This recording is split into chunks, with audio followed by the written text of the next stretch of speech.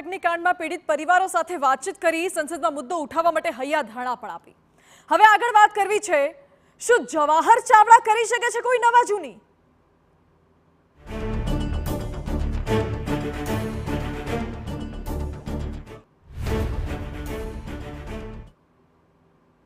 માણાવદરના પૂર્વ ધારાસભ્ય અને રૂપાણી સરકારમાં કેબિનેટ પ્રધાન રહી ચૂકેલા જવાહર ચાવડા નવા જૂની કરવાના મૂડમાં લાગી રહ્યા છે।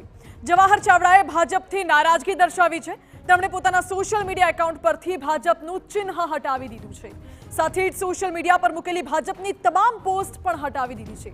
આ ઉપરાંત મનસુખ માંડવિયાને ઉદ્દેશીને એક વિડીયો પણ જાહેર કર્યો છે, જેમાં તેમણે કહ્યું છે કે મારી એક અલગ ઓળખ છે, મારી ઓળખ પર ભાજપે પોતાની ઓળખ બનાવી છે અને તેઓ જ્યારે કોંગ્રેસમાં હતા તે દરમિયાન કરેલા કામો પણ ગણાવ્યા। તેમણે કહ્યું કે 6 જિલ્લાના 21 તાલુકામાં મેં અભિયાન ચલાવ્યા અને 75,000થી વધુ પરિવારોને બીપીએલનો લાભ અપાવ્યો।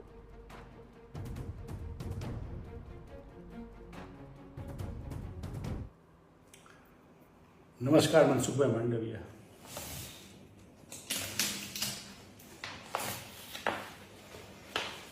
मनसुखभाई, आपने नहीं ध्यान में हो तो मारी ओळख आ हती ने आ ओळख हेठळ 10 वर्ष दरमियान माणावदરના વંથલીના ખેડૂતોના પ્રશ્નો હોય, બિયારણના હોય, ફર્ટિલાઇઝરના હોય, ધોવાણના હોય, પાક વીમાના હોય, ખેડૂતના પ્રશ્નનો સૌથી મોટો અમારા વિસ્તારમાં હતો અથવા ગુજરાતના 57 તાલુકામાં હતો તે ડાર્ક ઝોનનો હતો। તે ડાર્ક ઝોનનું મુવમેન્ટ 3 વર્ષ સુધી ચલાવ્યું હતું, ડાર્ક ઝોન ઉઠાવી હતો। તે જુનાગઢ માટે 600 કરોડનું અભિયાન સરકાર પાસે પાછા લેવાના, જુનાગઢમાં લોકશાહી અભિયાન ચલાવ્યો આખા જિલ્લામાં, ને આ સિવાય જુનાગઢના ગરીબો વંચિતો માટે એક બીપીએલ સહાયતા અભિયાન ચાલુ કર્યું હતું। તે અભિયાન સોમનાથમાં, જુનાગઢમાં, પોરબંદરમાં, રાજકોટમાં, જામનગરમાં 5 થી 6 જિલ્લાની અંદર 21 તાલુકામાં આખું અભિયાન ચલાવ્યું હતું ને તે હેઠળ 75,000 ઉપરાંત ગરીબોને બીપીએલના લાભ આપેલા હતા। આ મારું કામ હતું, આ મારી ઓળખ હતી, તેની ઉપર ભારતીય જનતા પાર્ટીએ પોતાની ઓળખ લગાડી હતી ને આટલી હિંમત, તાકાત કે તેવડ તમારામાં હોત તો ચૂંટણી પહેલાં કે ચૂંટણી દરમિયાન બોલવાની જરૂર હતી। આપનો આભારી।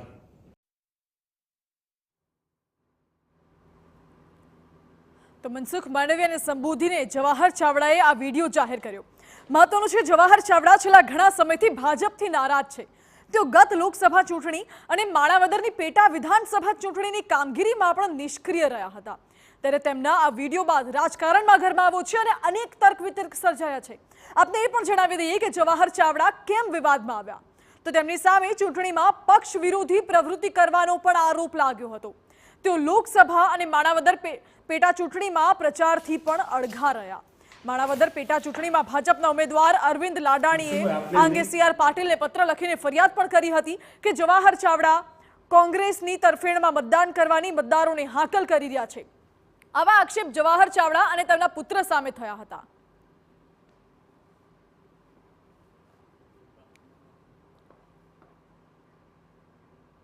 જવાહર ચાવડાની નારાજગી સ્પષ્ટ દેખાય છે અને જવાહર ચાવડાની નારાજગી મુદ્દે જ કોંગ્રેસે ભાજપ પર પ્રહાર કર્યા છે। કોંગ્રેસના પ્રવક્તા મનીષ દોશીએ ભાજપ પર સીધો આરોપ લગાવ્યો। આજે ભાજપનો અસલી ચહેરો ખુલ્લો પડી ગયો તેવું મનીષ દોશીએ કહ્યું છે। વધુમાં ઉમેર્યું કે ભાજપમાં અનેક નેતાઓ ગુંગળામણ અનુભવે છે। ભાજપમાં ઉકળતા ચરુ જેવી સ્થિતિનું નિર્માણ થયું છે।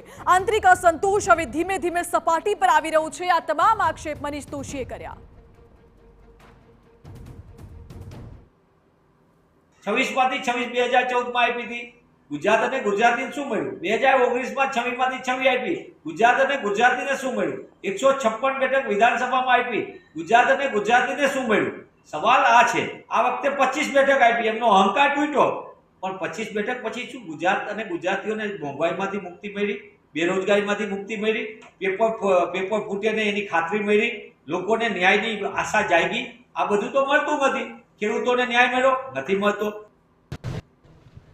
જો કે આ વિવાદ ચૂંટણી પ્રચારમાં પણ ગુંજ્યો હતો, પરંતુ સામે ચૂંટણીએ ભાજપે તેને વધુ છંછેડાય નહીં અને ચૂંટણીમાં નુકસાન ન થાય તેનું ધ્યાન રાખ્યું।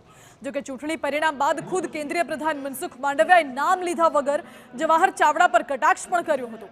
માણાવદરમાં એક જાહેર સભાને સંબોધતા મનસુખ માંડવિયાએ શું કહ્યું, આવો સાંભળીએ। પોતાની જાતને જોતો અથવા પાછળ ભાજપ લગાડતો હોય એ બધાય લોકોએ ભાજપનું કામ કરવું જોઈએ।